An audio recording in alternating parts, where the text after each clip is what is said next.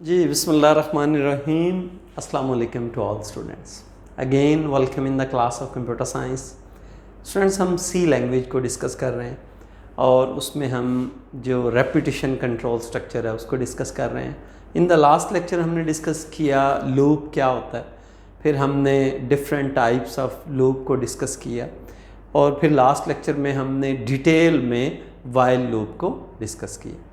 हमने ये पहले डिस्कस किया था कि हमारे पास वाइल लूप और do while loop conditional loop हैं, दोनों एक ही तरह से काम करते हैं और इन दोनों में जो मेजर डिफरेंस है वो क्या है वो हम इस लेक्चर में स्टूडेंट डिस्कस करेंगे। आप जो काम वाइल लूप से करवा सकते हैं वही सारे काम आप डू वाइल से करवा सकते हैं, बस इन दोनों में एक थोड़ा सा डिफरेंस है, उसको हम डिस्कस करने की कोशिश करते हैं कि वो क्या मेजर डिफरेंस है। जी स्टूडेंट, अगर मैं डू वाइल लूप की डेफिनेशन की बात करूं तो दिस लूप एग्जीक्यूट्स वन और more statement while the given condition is true.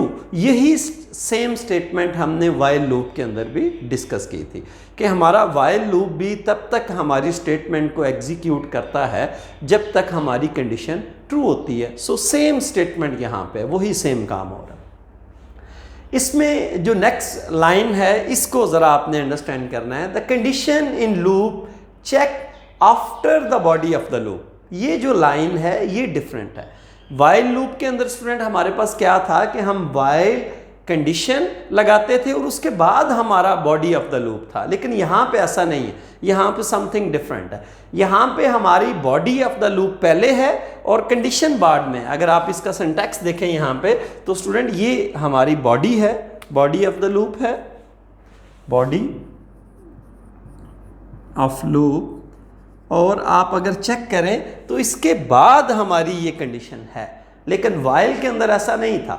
While के अंदर हमारी ये वाइल और कंडीशन यहाँ पे थी और उसके बाद हमारी बॉडी थी, लेकिन डू वाइल के अंदर इस बात का आपने ख्याल करना है कि हमारी बॉडी ऑफ द लूप पहले है और कंडीशन बाद में है। जी student, it is executed at least one. That is very very important point कि इसके अंदर अगर हमारी कंडीशन फॉल्स भी हो जाती है डू वाइल के अंदर तो आपका जो बॉडी ऑफ द लूप है उसने एक दफ़ा ज़रूर एग्जीक्यूट होना है। कैसे? देखें, अगर मेरे पास ये वाइल लूप होता तो यहाँ पे वाइल और कंडीशन मेंशन होती है। अगर कंडीशन फॉल्स है तो आपका कंट्रोल तो बॉडी में एंटर ही नहीं होगा। इट मीन्स कि वाइल लूप के अंदर अगर आपकी कंडीशन फॉल्स है तो आपका लूप एक दफ़ा भी एग्जीक्यूट नहीं होगा, लेकिन यहाँ पे ऐसा नहीं है। यहाँ पे आपकी पहले बॉडी है, ये स्टेटमेंट एग्जीक्यूट होंगी, उसके बाद कंडीशन चेक होगी। अगर ये कंडीशन ट्रू है तो फिर तो ये दोबारा इस बॉडी को चलाएगा, फिर कंडीशन ट्रू है तो दोबारा इस बॉडी को चलाएगा।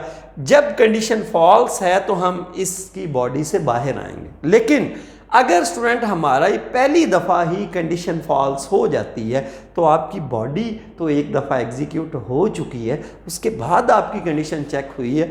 सो हमारे वाइल में और डू वाइल में एक तो पहला मेजर डिफरेंस ये है कि वाइल लूप के अंदर कंडीशन पहले है, बॉडी बाद में है, लेकिन डू वाइल के अंदर पहले बॉडी ऑफ द लूप है, उसके बाद कंडीशन है। और जो दूसरा मेजर डिफरेंस ये है कि आपके वाइल लूप के अंदर अगर कंडीशन फॉल्स है तो आपका लूप एक दफ़ा भी एग्जीक्यूट नहीं होगा, लेकिन डू वाइल लूप में ऐसा नहीं है। यहाँ पे अगर आपकी कंडीशन पहली दफ़ा भी फॉल्स हो जाती है तो आपका बॉडी ऑफ द लूप या जो स्टेटमेंट है वो कम से कम एक दफ़ा ज़रूर एग्जीक्यूट होंगे।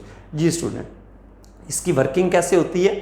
The body of the loop executed first, कि इसके सिंटैक्स के अंदर इसकी जो बॉडी है इस लूप की ये पहले एग्जीक्यूट होगी। लेकिन वाइल लूप में क्या था कि पहले कंडीशन चेक होती थी फिर बॉडी एग्जीक्यूट होती थी। यहाँ पे क्या हो रहा है, पहले बॉडी जो है वो एग्जीक्यूट हो रही है, उसके बाद कंडीशन चेक हो रही है। The condition evaluated after the body. हम कंडीशन को कब एवेल्युएट करेंगे? बॉडी के बाद। If true control enter into body and execute the statement. अगर ये हमारी कंडीशन ट्रू होती है तो हमारा ये जो कंट्रोल है ये दोबारा यहाँ पे हमारी बॉडी में चला जाता है, इन स्टेटमेंट को एग्जीक्यूट करता है, फिर कंडीशन चेक होती है, अगर ट्रू है तो दोबारा ये स्टेटमेंट एग्जीक्यूट होती हैं। फिर कंडीशन चेक होती है, अगर ये ट्रू है कंडीशन तो दोबारा ये हमारी बॉडी एग्जीक्यूट होती है। जब तक ये कंडीशन फॉल्स नहीं होगी ये हमारी body of the loop execute होती रहेगी। अब हम स्टूडेंट देखते हैं with the help of code और प्रोग्राम कि कैसे हमने इसको एग्जीक्यूट करना है। जी स्टूडेंट, हमने हेडर फाइल्स को इंक्लूड किया, void main integer n, memory के अंदर क्या होगा, हमारा एक बॉक्स n के नाम का क्रिएट हुआ, n इज इक्वल टू 1, तो हमारी n की वैल्यू क्या हो चुकी है 1, मेमोरी के अंदर हो रहा है ये काम।